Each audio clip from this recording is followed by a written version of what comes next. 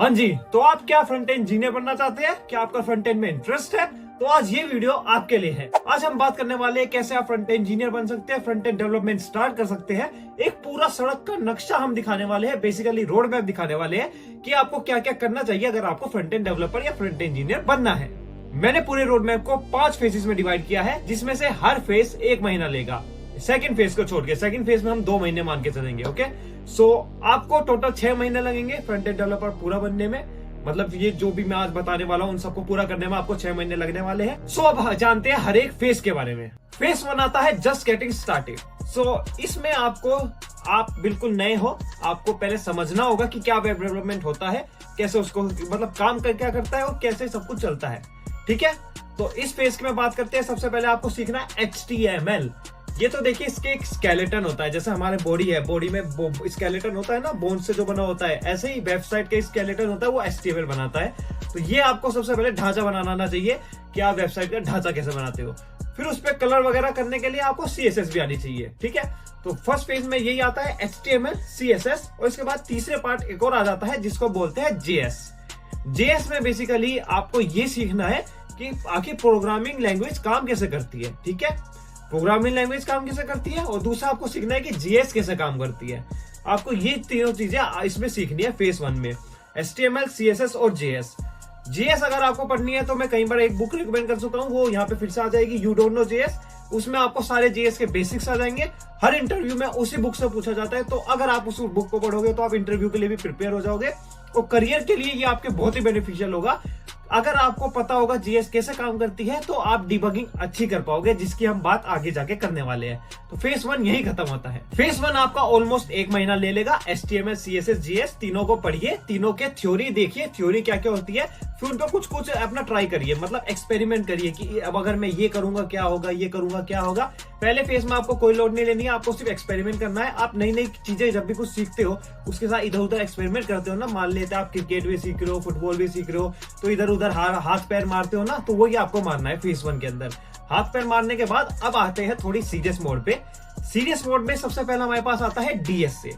Okay, आपको DSA क्यों करना जरूरी है ये मैं पहले बता चुका हूं पहली वीडियो में। अगर आपको वीडियो देखनी है तो ऊपर आई कार्ड आ जाएगा, उस पर जाके देख लीजिएगा, उसकी बात नहीं करेंगे। DSA बेसिकली आपकी प्रॉब्लम सॉल्विंग स्किल्स बढ़ाएगा। आप कोई सी भी फील्ड में चले जाओ, सॉफ्टवेयर इंजीनियरिंग की, हर जगह प्रॉब्लम सॉल्विंग स्किल्स आपको चाहिए। हमेशा आपके पास प्रॉब्लम आएगी, उसको आपको सॉल्व करना होगा, और उसके लिए आपको DSA पता होना चाहिए। DSA में बेसिकली डेटा स्ट्रक्चर और एल्गोरिथम जितने भी है आपको पता होने चाहिए कि कब आपको क्या यूज करना है। या आपको एक इफेक्टिव सॉफ्टवेयर इंजीनियर बनने में मदद करेगा। तो DSA को मिस मत करिएगा। Basically problem solving questions practice करने के लिए आप जा सकते हो किसी भी प्लेटफॉर्म पे। काफी सारे प्लेटफॉर्म है, हैकरअर्थ है, लीड कोड है और कोडसेफ है। किसी पे भी जाइए, वहां पे जावास्क्रिप्ट का ऑप्शन होगा, क्वेश्चन करिए, प्रॉब्लम सॉल्विंग स्किल्स इनहांस करिए अपनी। फेज 2 में सबसे पहला हमारे पास था DSA। अब DSA के बाद आता है हमारे पास वेब बेसिक्स। बेसिकली आपको देखना है कि वेब का काम कैसे करता है। वेब से क्या मतलब है मेरा, जब भी आप वेबसाइट पे जाते हो वो लोड कैसे होती है। ठीक है, जब भी आप इंटरनेट सर्च करते हो गूगल कैसे काम करता है, ये सब आपको देखना होगा। ये सब प्रोडक्शन पे काम आएगा। और जब भी आप अपनी ऐप को कहीं पे डालोगे, मान लेते हैं आपको गूगल पे डालनी है, तो गूगल पे आपको SEO अपना अच्छा रखना होता है। SEO मतलब बेसिकली अपनी रैंक अच्छी रखनी होती है अपनी वेबसाइट की। वो आपको तभी पता होगा जब आपको पता होगा वेब काम कैसे करता है। तो सेकंड फेज में आपको जो सेकंड पॉइंट आता है, आपको वेब के बेसिक्स सीखने हैं। इंटरनेट पे जाइए, मस्त सर्च करिए कि क्या क्या वेब के बेसिक्स होते हैं, कैसे वेबसाइट रेंडर होती है, कैसे गूगल रैंक करता है आपकी वेबसाइट को, ये सब वहां पे जाके सीखिए। फेज 2 में आपको आराम से 1 महीना लग जाएगा। इसमें आपको थोड़ा टाइम देना होगा, इसमें क्योंकि प्रॉब्लम सॉल्विंग स्किल्स आपको इनहांस करनी है अपनी। तो ये इस फेज में 1 महीने में शायद कवर ना हो पाए, तो इसको मैंने 2 महीने अभी लेके चलते हैं। इसको 2 महीने लेके चलिएगा। ये बेसिक्स है, बिल्कुल बेसिक्स आपको क्लियर करने होंगे, तभी आप आगे जाके एडवांस टॉपिक पढ़ पाओगे। इन बेसिक्स को क्लियर करने के लिए 2 महीने लीजिएगा, आराम से करिएगा।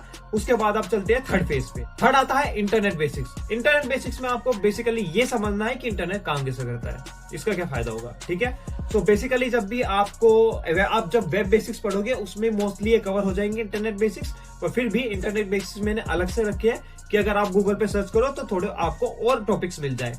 इसमें आपके कवर हो जाएंगे DNS वगैरह, DNS होता है, TCP होता है, और बाकी जितने भी हमारे प्रोटोकॉल होते हैं वो सारे इसके अंदर कवर हो जाएंगे।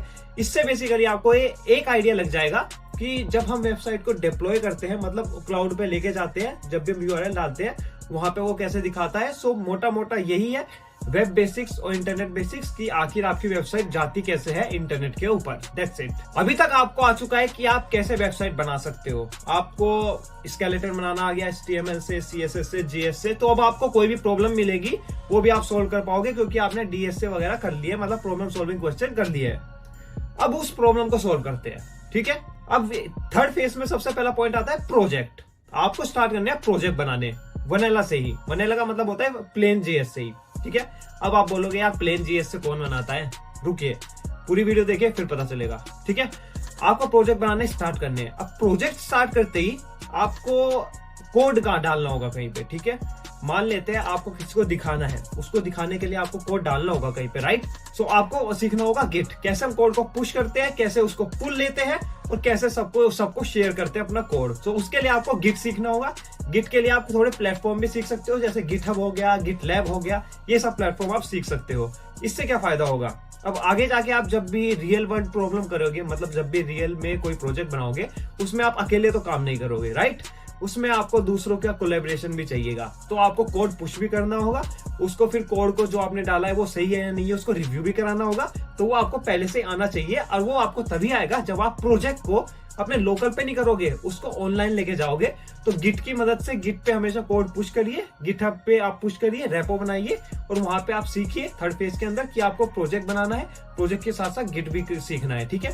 थर्ड फेज हमारा बेसिकली प्रोजेक्ट के ऊपर ही होने वाला है। आपने प्रोजेक्ट बनाया, गिट पे आपने उसको पुश कर दिया। अब इसके बाद नेक्स्ट हमारे पास आता है कि आपको कैसे उसको रेंडर कराना है। दो कॉन्सेप्ट होते हैं, ठीक है, मतलब डिप्लॉय कराना है बेसिकली, रेंडर नहीं। दो कॉन्सेप्ट होते हैं, सर्वर साइड रेंडरिंग और क्लाइंट साइड रेंडरिंग। इन दोनों के बारे में आपको पढ़ना है कि इन दोनों में से कौन सा आपके बेटर है आपके प्रोजेक्ट के लिए, ठीक है। उसको पढ़िए।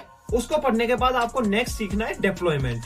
डिप्लॉयमेंट बेसिकली ये होता है कि आपने जो लोकल पे कोड लिखा है उसको गिट पे पुश करने के बाद आप गिट से ही कैसे उसको डिप्लॉय कर सकते हो। डिप्लॉय मतलब इंटरनेट पे ला सकते हो कि आपको एक यूआरएल मिले और आप किसी को भी शेयर करो, वहां पे वो जाए, उसको पूरी की पूरी वेबसाइट दिख जाए। ये होता है डिप्लॉयमेंट। ये आपको सीखना होगा इसी फेज के अंदर, थर्ड फेज के अंदर। थर्ड फेज भी 1 महीने को होने वाला है। सो इस फेज में आपको डिप्लॉयमेंट, प्रोजेक्ट वगैरह, गिट वगैरह ये सब सीखना होगा। डिप्लॉयमेंट में एक और पार्ट आता है। डिप्लॉय जब भी हम करते हैं, हम सीधा अपना कोड डिप्लॉय नहीं करते हैं, मतलब आपने उठाया कोड को ऐसे रख दिया। हम हमेशा कोड को छुपा के डिप्लॉय करते हैं, ठीक है। उसको मिनिफाई करके डिप्लॉय करते हैं। सो आप सर्च कर सकते हो मिनिफिकेशन में, यहाँ पे टेक्स्ट आ जाएगा। मिनिफिकेशन क्या होता है और बंडलिंग क्या होती है। मिनिफिकेशन और बंडलिंग आपको इसी फेज में सीखनी होगी। ये आपके बहुत काम आएगी जब आप आगे रिएक्ट वगैरह पे काम करोगे, तब आपको कॉन्सेप्ट पहले से ही पता होंगे तो वो और मदद करेगी आपको, ठीक है। सो इस फेज में आपने बेसिकली क्या किया, आपने प्रोजेक्ट बनाया, गिट भी सीख लिया, उसको डिप्लॉय कर दिया इंटरनेट पे। इंटरनेट से जाने के बाद आपने उसको बेस्ट प्रैक्टिसेस फॉलो करी और आपने बंडलिंग भी सीख ली, मतलब कैसे हम अपना पूरा कोड वहां पे डिप्लॉय नहीं करेंगे, उसका मतलब छुपा के डिप्लॉय करेंगे, बेसिकली उसको मिनिफाई करके डिप्लॉय करेंगे। ये भी आपने सीख लिया। थर्ड फेज में आप ऐसा समझिए कि आप फ्रंट एंड डेवलपर बन चुके हो, ओके। बट अभी इंडस्ट्री में हम सीधा वनेला जावास्क्रिप्ट यूज नहीं करते। Vanilla JavaScript basically plain JavaScript होती है, ठीक है। पूरा रेडी होने के लिए फ्रंट एंड डेवलपर के लिए हमें थोड़ी और चीजें सीखनी होगी। वो अब देखते हैं फेज 4 में कि वो थोड़ी बहुत चीजें क्या होती है, क्योंकि इंडस्ट्री में अभी सब कुछ इतनी जल्दी चेंज हो रहा है, कुछ ना कुछ नया आता ही रहता है और वो हमेशा प्लेन जावास्क्रिप्ट पे काम करेंगे तो बहुत ही टाइम लग जाएगा। तो कुछ रीयूज चीजें होती है वो हम सीखेंगे अब कि रीयूज चीजें आपको क्या क्या सीखनी है। फेज 4 में बात करते हैं सबसे पहले रिएक्ट जेएस की या फिर व्यू जेएस बोल सकते हो। कोई भी आप एक फ्रेमवर्क या लाइब्रेरी सीखिए फ्रंट एंड की। इससे क्या फायदा होगा, जब भी आप वनेला जावास्क्रिप्ट में कोड लिखते हो ना, वहां पे आपको सब कुछ स्क्रैच से लिखना होता है, स्क्रैच से। पर जब भी आप कोई प्रोजेक्ट बनाओगे उसमें आपको स्क्रैच से करने की जरूरत नहीं है। आपको कुछ ऐसी चीजें प्री डिफाइंड मिलनी चाहिए जिससे आप जल्दी जल्दी काम कर सको। तो उसके लिए आपको फ्रेमवर्क या लाइब्रेरी सीखनी होगी। सो फेज 4 में सबसे पहला आता है आपको फ्रेमवर्क या लाइब्रेरी सीखनी है। रिएक्ट जेएस हो गई, मैं तो ये कहूंगा आप रिएक्ट जेएस से स्टार्ट करिए या फिर व्यू जेएस से, और नेक्स्ट जेएस भी आप कर सकते हो। नेक्स्ट जेएस अगर आप करोगे तो बहुत ही सही रहेगा। नेक्स्ट जेएस में हम सर्वर साइड रेंडरिंग कर पाते हैं, तो कैसे कर पाते हैं वो भी आप सीख जाओगे, ओके। रिएक्ट जेएस के साथ आपको एक और स्किल सीखनी होगी अभी लेटेस्ट, वो है चैट जीपीटी। कैसे आप चैट जीपीटी का इस्तेमाल कर सकते हो अपनी लर्निंग को बढ़ाने के लिए, ठीक है। अभी तक आपने सारे बेसिक सीख लिए। अब मान लेते हैं कभी आप प्रॉब्लम में फंसते हो, आपको उसको सोल्व करना है ना, उसको सोल्व करने के लिए आप चैट जीपीटी की मदद कर सकते हो। उसके लिए आप चैट जीपीटी सीख सकते हो। अगर आपको जानना है कि चैट जीपीटी कैसे इस्तेमाल होता है, मतलब कैसे इस्तेमाल कर सकते हो आप रियल लाइफ में, तो मैंने यहाँ पे एक वीडियो बनाई थी, वहां पे जाके आप देख सकते हो कैसे मैं चैट जीपीटी का इस्तेमाल करता हूँ, वो उसमें मैंने बताया है। और आपको चैट जीपीटी आनी चाहिए आज के टाइम पे। अगर आपको चैट जीपीटी नहीं आती है तो आप काफी लैग कर जाओगे। सो React.js चैट जीपीटी के बाद हमारे पास आता है टाइपस्क्रिप्ट। जावास्क्रिप्ट में बहुत दिक्कत आती है, बहुत बग्स आते हैं, आपको पता चल गया होगा। जब आप ऐसे प्रोजेक्ट बनाएंगे, फेज 2 में, फेज 3 में प्रोजेक्ट बनाएंगे, तब आपको पता चल जाएगा कितने बग्स आते हैं। उसको हटाने के लिए मोस्टली कंपनीज एंड जो सेंस भी बनाती है वो टाइपस्क्रिप्ट पे मूव कर रहे हैं। टाइपस्क्रिप्ट एक स्ट्रिक्टली टाइप लैंग्वेज है, ये नहीं बोल सकते हैं, वैसे मैं बोल रहा हूँ बट नेचुरली नहीं है, पर आप बोल सकते हो स्ट्रिक्टली टाइप लैंग्वेज है। वहां पे आपको बग्स पहले ही पता चल जाते हैं बेसिकली कंपाइल टाइम पे। सो मैं कहूंगा कि आपको जब भी कोड लिखना है, अभी इसके बाद React.js के बाद जब आप सीखोगे तो आपको टाइपस्क्रिप्ट पे ही कोड लिखना है। ज्यादा टाइम नहीं लगेगा, मुश्किल से 5 दिन 1 हफ्ता लगेगा टाइपस्क्रिप्ट पे मूव होने में। टाइपस्क्रिप्ट को सीखिए। टाइपस्क्रिप्ट को सीखने के बाद अब आप दोबारा प्रोजेक्ट बनाइए। ओके, प्रोजेक्ट कौन कौन से बनाने उसकी मैं अगली वीडियो बनाने वाला हूं, तो आप सब्सक्राइब कर दीजिएगा। नीचे जाके सब्सक्राइब करने के बाद बेल आइकन भी दबा दीजिएगा, आपको नोटिफिकेशन आ जाएगा क्या क्या प्रोजेक्ट आपको बनाने हैं। अब वापस आते हैं। सो बेसिकली आपको वापस से प्रोजेक्ट बनाने हैं, क्योंकि आपने React.js सीखी है या कोई फ्रेमवर्क सीखा है, अब उसके ऊपर आपको प्रोजेक्ट बनाने हैं जिससे आपका हैंड्स ऑन हो जाए इस फ्रेमवर्क के ऊपर। ओके, वापस से आपको गिट यूज करना है, वापस से आपको डिप्लॉयमेंट करनी है।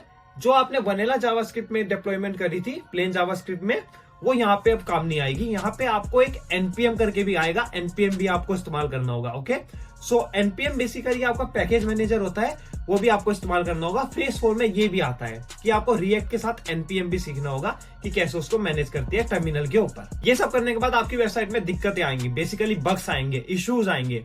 उनको देखने के लिए कि ये इश्यूज कहाँ कहाँ पे आ रहे हैं, आपको डिबगिंग आनी चाहिए। फेज 4 का लास्ट पॉइंट आता है डिबगिंग। डिबगिंग के लिए आपको सबसे पहले सीखना होगा Chrome dev tools. Chrome dev tools खुद में ही एक अलग ही सॉफ्टवेयर है, सो उसका इस्तेमाल करना सीखिए। कोई भी कोर्स लीजिए, यूट्यूब से जाके देखिए, क्रोम डेव टूल्स सीखिए। ओके, क्रोम डेव टूल्स के अलावा एक लाइट हाउस आता है गूगल क्रोम में ही जो आता है, वो भी आपको सीखना होगा अगर आपको डिबगिंग अच्छे से करनी है। दोनों आप सीखिए, ये बिल्कुल बहुत जरूरी है डिबगिंग के लिए। डिबगिंग में बहुत दिक्कत आती है लोगों को कि इशू कहां से आ रहा है, तो अगर आप ये दोनों सीखोगे आपकी डिबगिंग स्किल्स बहुत इनहांस हो जाएगी। और ये यहाँ पे अब हमारा फेज 4 खत्म होता है। फेज 4 खत्म होते होते आप एक फ्रंट एंड इंजीनियर बनने लायक बिल्कुल हो चुके हो आज के ट्रेंड के हिसाब से। सो फेज 3 में आप बेसिक्स पूरे क्लियर कर चुके थे, सब कुछ बेसिक्स वगैरह क्लियर हो चुका था, आप वेब ऐप बनाना आ गई थी, डिप्लॉय करना आ गया था। फेज 4 में अब आज के ट्रेंड के हिसाब से आपको सब कुछ आ चुका है कि आज के ट्रेंड में क्या चल रहा है, कैसे सारी वेबसाइट डिप्लॉय हो रही है, कहां पे डिप्लॉय हो रही है। ओके, अब आते हैं नेक्स्ट फेज में कि अगर आपको थोड़ा और स्टैंड आउट करना है as a front end engineer, आपको खुद को दिखाना है कि हाँ मैं फ्रंट एंड इंजीनियर हूं और तुमसे अलग हूं, तो आपको कौन कौन से टॉपिक और आने चाहिए, ये आता है नेक्स्ट फेज, फेज 5। फेज 5 में हमारे पास 5 पॉइंट आते हैं। 5 पॉइंट आते हैं और इन 5 पॉइंट को आपको करना बहुत इंपॉर्टेंट है मेरे हिसाब से, अगर आपको रियली में फ्रंट एंड इंजीनियर में आगे बढ़ना है। ठीक है, सबसे पहला आता है वेब सिक्योरिटी। आपको पता होना चाहिए कि आप जब कोड लिख रहे हो ना, वो सिक्योर है या नहीं है। इसके ऊपर काफी सारे कोर्सेज है यूट्यूब पे, यूडेमी पे जाके देखिए।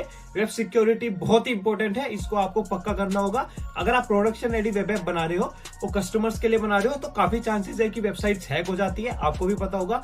वो हैक ना हो उसको जानने के लिए आपको वेब सिक्योरिटी जानना जरूरी है। नेक्स्ट आता है एक्सेसिबिलिटी। एक्सेसिबिलिटी बेसिकली आपको ये कहता है कि आप जब वेबसाइट बना रहे हो ना, आप खुद के लिए नहीं बना रहे हो, आप पूरी दुनिया के लिए बना रहे हो। ठीक है, पूरी दुनिया में काफी लोग आते हैं जो ब्लाइंड भी हो सकते हैं, जो मतलब जो हैंडीकैप भी हो सकते हैं, तो आपको सबके लिए बनानी है।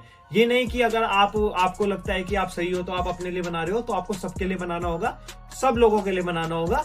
हैंडीकैप भी हो सकते हैं, बेसिकली पर्सन्स विद डिसेबिलिटीज वालों के लिए भी आपको वेबसाइट बनानी होगी। नॉर्मली सबके लिए आपको वेबसाइट बनानी है, तो उसको ध्यान में रखते हुए बनानी है, उसके लिए आपको एक्सेसिबिलिटी पढ़नी होगी। थर्ड पॉइंट आता है वेब परफॉर्मेंस। परफॉर्मेंस तो आपको पता ही होगा, ऑब्वियसली आपको परफॉर्मेंस चाहिए। आप वेबसाइट लोड कर रहे हो, वो 10 सेकंड में लोड हो रही है, इतने में तो यूजर चला जाएगा। ओके, 1 मिनट में लोड हो रही है, इतने में भी यूजर चला जाएगा। आपको फास्ट होना है, जितना क्विक हो सके उतनी क्विक आपको वेबसाइट लोड करनी है।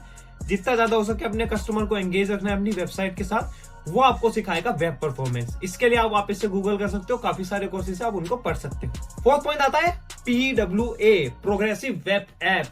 प्रोग्रेसिव वेब ऐप बेसिकली आपको ये बताता है कैसे आप अपनी वेबसाइट की कैपेबिलिटीज बढ़ा सकते हो एक ऐप जैसी। जब भी आप एंड्रॉइड ऐप यूज करते हो या फिर लैपटॉप की ऐप यूज करते हो तो आपने देखा होगा थोड़ी बहुत उसमें चेंजेस रहते हैं। मतलब लैपटॉप की ऐप जब आप लोड करते हो वो ऑलरेडी डाउनलोड रहती है तो काफी सारा यूआई पहले से ही आ जाता है। तो ये सब कैसे कर सकते हो आप, कैशिंग का कैसे इस्तेमाल कर सकते हो, ये सब पीडब्ल्यूए में आपको पता चलेगा। पीडब्ल्यूए बहुत ही हॉट टॉपिक है, इसको आपको बहुत जरूरी पढ़ना है, बिल्कुल पढ़ना है। पीडब्ल्यूए आजकल बहुत ही ज्यादा यूज हो रहा है और आने वाले टाइम पे मोस्टली ज्यादातर वेबसाइट पीडब्ल्यूए पे बनने वाली है, तो इसको आप जरूर पढ़िएगा। Last but not the least, system design. System design का मतलब होता है बेसिकली आपके जो भी दिमाग में है ना, आपको सामने लिखना आना चाहिए, ड्रॉ करना आना चाहिए, दैट्स इट। ठीक है, सिस्टम डिजाइन से क्या होगा, मान लेते हैं आप अभी काम कर रहे हो, आपके पास टीम है 5 लोगों की, आपको उन्हें समझाना है कि मैं ये अप्रोच यूज करने वाला हूं। अब आप अपने मुंह से बोलोगे इतनी लंबी अप्रोच तो वो बेसिक सेंस नहीं बनाएगी, उनको भी कुछ समझ में नहीं आएगा। तो आपको जो भी आपके दिमाग में अप्रोच है किसी प्रॉब्लम को सोल्व करने की, उसको आपको कंप्यूटर के ऊपर उतारना है, उसको हम सिस्टम डिजाइन कहते हैं। ये आपको आना चाहिए। इसको भी पढ़ने के लिए आप फ्रंट इंजीनियर एक चैनल है यूट्यूब के ऊपर ही, उसको फॉलो कर सकते हो, उसमें सिस्टम डिजाइन की सारी वीडियोस है। यहाँ पे खत्म होते हैं हमारे सारे faces front end development road map के। उम्मीद करता हूँ आपको ये रोड मैप अच्छा लगा होगा, उम्मीद करता हूँ आप इसको फॉलो करोगे। बता सब कोई देता है, फॉलो कोई करता है, सो उम्मीद करता हूँ आप उसमें से ही होंगे, आप वो फॉलो करोगे। तो आज की वीडियो कैसी भी लगी होगी कमेंट कर दीजिएगा, चैनल को सब्सक्राइब कर दीजिएगा आने वाली वीडियोस के लिए। आज के लिए इतना ही, सेमीकोलन।